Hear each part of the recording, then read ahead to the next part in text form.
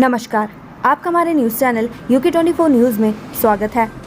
बारिश से हाहाकार के बीच एनडीआरएफ की 6 टीमें तैनात, रेस्क्यू के लिए 2 हेलीकॉप्टर भी तैयार। उत्तराखंड में पहाड़ी नदी नाले बरसाती पानी से उफान पर हैं और जिंदगी पटरी से उतर गई है। आपदा से निपटने के लिए 15वीं वाहिनी एनडीआरएफ की 6 टीमों को गढ़वाल कुमाऊं में तैनात किया गया है। इसके साथ ही उत्तराखंड में बचाव और राहत कार्यों के लिए 2 हेलीकॉप्टर तैनात किए गए हैं।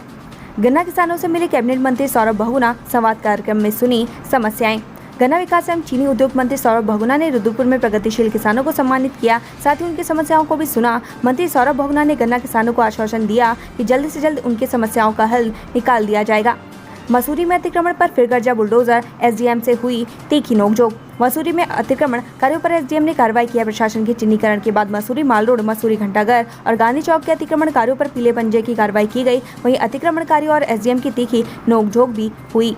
दून स्मार्ट सिटी की सीईओ सोनिका ने संभाला चार्ज, प्रेमचंद अग्रवाल ने दिए जरूरी निर्देश। Dehradun smart city CEO Sonika ने शहरी विकास मंत्री डॉक्टर प्रेमचंद अग्रवाल से मुलाकात की। इस दौरान मंत्री ने स्मार्ट सिटी के तहत हो रहे विकास कार्यों की समीक्षा की, साथ ही कार्यों में हो रही लेट लतीफी को लेकर असंतोष जाहिर किया। उन्होंने अधिकारियों को तय समय सीमा को ध्यान में रखते हुए गुणवत्ता के साथ कार्यों को करने के निर्देश दिए हैं। पतंजलि ने डिजिटल एग्रीकल्चर ऐप को लेकर दिया प्रेजेंटेशन, सीएम धाम ने अध्ययन करने की बात कही। पतंजलि के आचार्य बालकृष्ण ने सूचना तकनीकी और कृषि संबंधित डिजिटल एग्रीकल्चर ऐप का प्रेजेंटेशन सीएम धामी को दिया। मुख्यमंत्री ने कहा कि पतंजलि के हरित क्रांति ऐप को पायलट आधार पर उपयोग किया जाएगा। किसानों के लिए फायदेमंद होने पर इसे बड़े स्तर पर उपयोग किया जा सकता है। आपके हुए आरपी रतूड़ी और कमलेश सामन बोले, कांग्रेस ने आपसी झगड़े और हार से नहीं लिया सबक।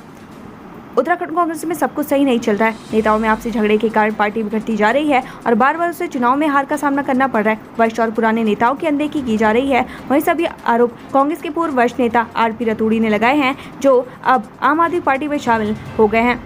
एसएससी एग्जाम, रुड़की में मुन्ना भाई गिरफ्तार। बिहार अभ्यर्थी का सॉल्वर बना था नोएडा का अमन। रुड़की पुलिस ने दूसरी की जगह एसएससी की परीक्षा दे रहे मुन्ना भाई को गिरफ्तार किया है। पुलिस ने आरोपी के खिलाफ 420 आईपीसी के तहत मामला दर्ज किया है। नोएडा का रहने वाला आरोपी बिहार के युवक की जगह एग्जाम दे रहा था। नई टीम कब तक? सीएम धामी नहीं तय कर पाए अपनी टीम, सलाहकार से लेकर पीआरओ तक पर सस्पेंस बरकरार। सीएम पुष्कर सिंह धामी को अपना दूसरा कार्यकाल संभाले हुए 3 महीने से ज्यादा वक्त बीत चुका है, लेकिन अभी तक सीएम की नई टीम का गठन नहीं हुआ है, जिसको लेकर विपक्षी पार्टी कांग्रेस लगातार सवाल उठा रही है। वहीं बीजेपी सीएम की नई टीम गठन में हो रही देरी को लेकर अपना तर्क दे रही है। फिलहाल सीएम की टीम से में सलाहकार से लेकर पीआरओ तक के नामों पर सस्पेंस बरकरार है। मत्स्य महाविद्यालय के डीन पर शोध पेपर चलाने का आरोप। विभागाध्यक्ष ने राज्यपाल और सोने की चैन लूटने वाले 3 साथी गिरफ्तार। विश्वविद्यालय के मत्स्य महाविद्यालय में क्षेत्र के हरबतपुर जरूरी में लूट की घटना को अंजाम देने वाले 3 साथी बदमाशों को पुलिस ने गिरफ्तार कर लिया। पुलिस ने आरोपितों के पास से लूटी गई सोने की चैन और घटना में प्रयुक्त कार भी बरामद कर ली है। महाराष्ट्र सत्ता परिवर्तन हरिद्वार के संत बोले, राज्यपाल कोश्यारी कर रहा बड़ा योगदान। तो महाराष्ट्र के राज्यपाल भगत सिंह कोश्यारी ने हरिद्वार पहुंचकर सिद्धपीठ दक्षिण काली मंदिर में मां काली की पूजा की। इसके बाद उन्होंने साधु संतों से मुलाकात कर उनका आशीर्वाद लिया। जंगलों में हाथियों को मिलेगा भरपूर भोजन। वन विभाग 57 हेक्टेयर में रोकेगा बांस के पौधे। अब जंगलों में हाथियों को पर्याप्त भोजन मिल सकेगा। दरअसल वन विभाग 57 हेक्टेयर इलाके में बांस के पौधे रोपने जा रहा है। 12 दिनों तक चलता है। उत्तराखंड में मौसम की बारिश भूस्खलन से 1721 किलोमीटर की 220 से अधिक सड़कें बंद। ऐसे में इस बार उत्तराखंड में बरसात के बाद भूस्खलन से हाईवे सड़कें बंद हो गई है। 1721 किलोमीटर लंबाई की 220 से अधिक सड़कें प्रदेश में बाधित हुई हैं। ये सड़कें सामूहिक दृष्टि से भी बेहद महत्वपूर्ण है। सड़कें बंद होने का जगह जगह यात्री रोके जा रहे हैं। कई जगहों पर सुरक्षा को देखते हुए ट्रैफिक को भी डाइवर्ट किया गया है। समर्पित अरविंद पांडे, हिंदुओं ने आर्थिक बहिष्कार किया तो रोजी रोटी के लाले पड़ जाएंगे। सांसद साक्षी महाराज के बलिदान दिवस को अजमेर व्हाट्सएप ग्रुप में उठे हिंदुओं के आर्थिक बहिष्कार के मामले पर भाजपा सांसद साक्षी महाराज ने कड़ी प्रतिक्रिया दी है। उनका कहना है कि अगर हिंदू भी बहिष्कार पर उतर आए तो मुसलमानों के सामने रोजी रोटी का संकट खड़ा हो जाएगा। उन्होंने राजस्थान की कांग्रेस सरकार को इस मामले पर दोषी ठहराया है। ऋषिकेश में कांवड़ यात्रा को लेकर के रोड मैप तैयार, रूट हुए निर्धारित 6 पार्किंग पॉइंट बने। तो कांवड़ यात्रा को लेकर के ऋषिकेश प्रशासन ने रोड मैप तैयार कर लिया है। रूट मैप निर्धारित कर दिए गए हैं। ऋषिकेश में इस बार कांवड़ कंपनियों के लिए 6 पार्किंग स्थल बनाए गए कंपनी हैं। का एनुअल मेंटेनेंस का भुगतान बकाया है। गढ़वाल विश्वविद्यालय के कर्मियों का 11 सूत्रीय मांगों को लेकर सत्याग्रह आंदोलन शुरू। तो श्रीनगर गढ़वाल विश्वविद्यालय के कर्मियों ने 11 सूत्रीय मांग को लेकर सत्याग्रह आंदोलन शुरू कर दिया है।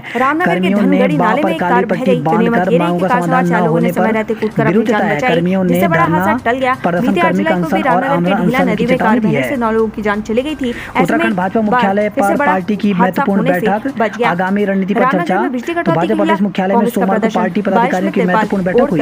निकले रामनगर में भारी बैठक में सीएम धामी समेत सभी सांसद और विधायक मौजूद रहे। बैठक में संसद के आगामी कार्यक्रम के साथ प्रदेश भर में सरकार की योजनाओं को मजबूती से लोगों तक पहुंचाने के लिए रणनीति तैयार की गई। जाने माने समाज सेवी अधवेश हरक सिंह ने कांग्रेस पर दागे लगते सवाल, पार्टी की भूमिका और हरदा के बयानों को आड़े हाथों लिया। भरत सिंह रावत के आवास पर कांग्रेसी नेताओं का जमावड़ा लगा। प्रीतम सिंह, विजय पाल सजवान, भुवन कापड़ी, लालचंद शर्मा उनके आवास पर उनसे मिलने पहुंचे। बैठक के बाद हरक सिंह रावत ने आज एक बार फिर अपने चिर परिचित अंदाज में कई सवाल उठाए। उन्होंने कांग्रेस संगठन को निशाने पर लिया और हरीश रावत के बयानों को लेकर प्रतिक्रिया दी। ऐसे में अगर जरा सी चूक हो जाती है तो आरक्षी परीक्षा हो सकता है। भर्ती परीक्षा की तिथि घोषित, आवेदन पत्र में गलतियां सुधारने का एक और मौका। हल्द्वानी कोतवाली क्षेत्र के चयन आयोग ने पुलिस दूर संचार के 272 मुख्य आरक्षी पदों की भर्ती परीक्षा की तिथि तय कर दी है। 31 जुलाई को होने वाली लिखित परीक्षा में लगभग 45,000 अभ्यर्थी भाग लेंगे। आयोग ने अभ्यर्थियों को आवेदन पत्र में गलतियां सुधारने का एक और मौका दिया है। पैजार हो गई।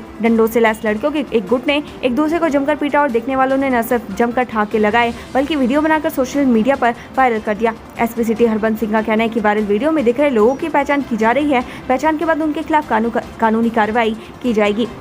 चंबा में मलबा हटाने के बाद यातायात सुचारू। सिरो बगड़ में हाईवे खुलने और बंद होने का सिलसिला जारी। ऋषिकेश गंगोत्री हाईवे चंबा में मलबा आने से बंद हो गया था, जो अब खुल गया है। उधर ऋषिकेश बद्रीनाथ राष्ट्रीय राजमार्ग पर सिरोबगढ़ में भूस्खलन का सिलसिला जारी है। यहाँ बोल्डर गिरने पर यातायात को रोका जा रहा है। यात्रियों की सुरक्षा को देखते हुए पुलिस के जवानों को तैनात किया गया है और हाईवे खुलने के बाद ही आवाजाही करवाई जा रही है। जलभराव पर हल्द्वानी मेयर और विधायक में जुबानी जंग, एक दूसरे के सिर फोड़ रहे ठीकरा। हल्द्वानी मेयर जोगेंद्र पाल सिंह और विधायक सुमित हृदय के बीच इन दिनों जुबानी जंग तेज हो गई है। शहर में जलभराव की समस्या को लेकर दोनों एक दूसरे पर तंज कस रहे हैं। मंगलवार को हल्द्वानी मेयर ने क्षेत्र का निरीक्षण भी किया और जलभराव की समस्या को लेकर अधिकारियों को दिशा निर्देश भी दिए। बैंक ऑफ बड़ौदा डकैती मामला, 2 आरोपियों को हाईकोर्ट ने सबूतों के अभाव में किया बरी। उत्तराखंड हाईकोर्ट ने साल 2001 में गौलापार स्थित बैंक ऑफ बड़ौदा में डकैती के मामले में 2 आरोपियों के सबूतों के अभाव में बरी कर दिया। न्यायमूर्ति रविंद्र मैठानी की एकल पीठ ने सुनवाई करते हुए ये आदेश दिए हैं। 7 अगस्त 2001 को गौलापार स्थित बैंक ऑफ बड़ौदा में डकैती के दौरान 3 आरोपी मौके से मारे गए थे, जबकि मामले में 2 लोगों को अभियुक्त बनाया गया था। सीएम धामी ने कांवड़ यात्रा के सफल संचालन का किया दावा। कल मुख्य सचिव की फाइनल बैठक। उत्तराखंड के मुख्यमंत्री पुष्कर सिंह धामी ने कांवड़ यात्रा के सफल संचालन का दावा किया है। उन्होंने कहा कि मानसून को देखते हुए एसडीआरएफ एनडीआरएफ की टीमों को राज्य के विभिन्न स्थानों पर तैनात किया गया है। कांवड़ यात्रा के लिए सुरक्षा के पुख्ता इंतजाम किए गए हैं। राजमिस्त्री ने लूटपाट के लिए वृद्धा की हत्या, गिरफ्तार। सेलाकोई थाना क्षेत्र में 2 दिन पहले वृद्ध महिला की शिमला देवी की संदिग्ध परिस्थितियों में मौत की गुत्थी पुलिस ने सुलझा ली है। महिला की हत्या की गई थी। पुलिस ने इस मामले में एक आरोपी को गिरफ्तार भी किया है। एसपी देहात कमलेश उपाध्याय ने पूरे मामले का खुलासा किया है। पुलिस ने बताया कि 10 जुलाई को सेलाकोई थाना क्षेत्र में रहने वाली एक वृद्धा का शव उसी के घर में मिला था, जिसकी सूचना महिला के बेटे ने पुलिस को दी थी। उत्तराखंड से बड़ी खबर, इन 2 नदियों को आपस में जोड़ने की तैयारी। उत्तराखंड में 2 नदियों को आपस में जोड़ने की तैयारी हो रही है। ये देश में अपनी तरह का पहला प्रोजेक्ट होगा जिसमें नदी की धारा मोड़कर दूसरी नदी तक पहुंचाया जाएगा। मीडिया रिपोर्ट्स की माने तो उत्तराखंड में जिन 2 नदियों को जोड़े जाने की तैयारी की जा रही है उन नदियों के नाम पिंडर और कोसी नदी है। पिंडर नदी से पानी कोसी नदी में लाया जाएगा। यह अपनी तरह की देश की पहली ऐसी परियोजना होगी जिसमें एक नदी की धारा मोड़कर दूसरी नदी तक पहुंचाया जाएगा। उत्तराखंड अंतरिक्ष उपयोग केंद्र यूसैक के डायरेक्टर प्रमोद MPS बिष्ट के हवाले से आई खबरें बताती है कि पिंडर नदी और कोसी नदी को जोड़ने के बाद अल्मोड़ा और नैनीताल जिलों की बड़ी आबादी के लिए पेयजल उपलब्धता सुलभ हो जाएगी। इसके साथ ही सिंचाई के लिए भी इस पानी का प्रयोग किया जा सकेगा। पिंडर नदी बागेश्वर के पिंडर ग्लेशियर से निकलती है और चमोली तक जाती है। वहीं कोसी बागेश्वर अल्मोड़ा नैनीताल से होते हुए यूपी में प्रवेश कर जाती है। आमतौर पर पिंडर में वर्ष भर पानी रहता है, लेकिन कोसी नदी में गर्मियों में पानी खासा कम हो जाता है। ऐसे में पिंडर नदी के ऊपरी जल संग्रहण इलाके में 2 MLD पानी कोसी नदी में लाया जाएगा, जिससे अल्मोड़ा और नैनीताल के लिए पानी की उपलब्धता हो जाएगी। पिंडर से कोसी तक पानी पहुंचाने के लिए अधिकतर स्थानों पर पिलर्स पर पाइपलाइन बिछाई जाएगी, जबकि चमोली के मोपाटा गांव में बागेश्वर के मल्ला पापिया गांव में टनल के जरिए पाइपलाइन पहुंचाई जाएगी। बड़ी खबर, हरक सिंह कांग्रेस से चुनाव लड़ेंगे या किसी और पार्टी से, तय नहीं। उत्तराखंड में विधानसभा चुनाव से पहले बीजेपी छोड़कर कांग्रेस का दामन थामने वाले हरक सिंह रावत आने वाले लोकसभा चुनाव तक कांग्रेस में रहेंगे या नहीं, इसे लेकर असमंजस के हालात पैदा हो गए हैं। हालात यह है कि हरक सिंह खुद ये नहीं बता पा रहे। हरक सिंह रावत ने कहा कि वो अगला लोकसभा चुनाव करने पर विचार कर रहे हैं, इसकी तैयारी में लगे हैं। हरक सिंह रावत ने कहा कि वो कई बार विधायक रह चुके हैं और अब सांसद बनने की तैयारी में हैं। हरक सिंह रावत ने कहा कि वो पहले भी सांसद का चुनाव लड़ चुके हैं, लेकिन सत्ता विरोधी लहर के चलते जीत नहीं पाए।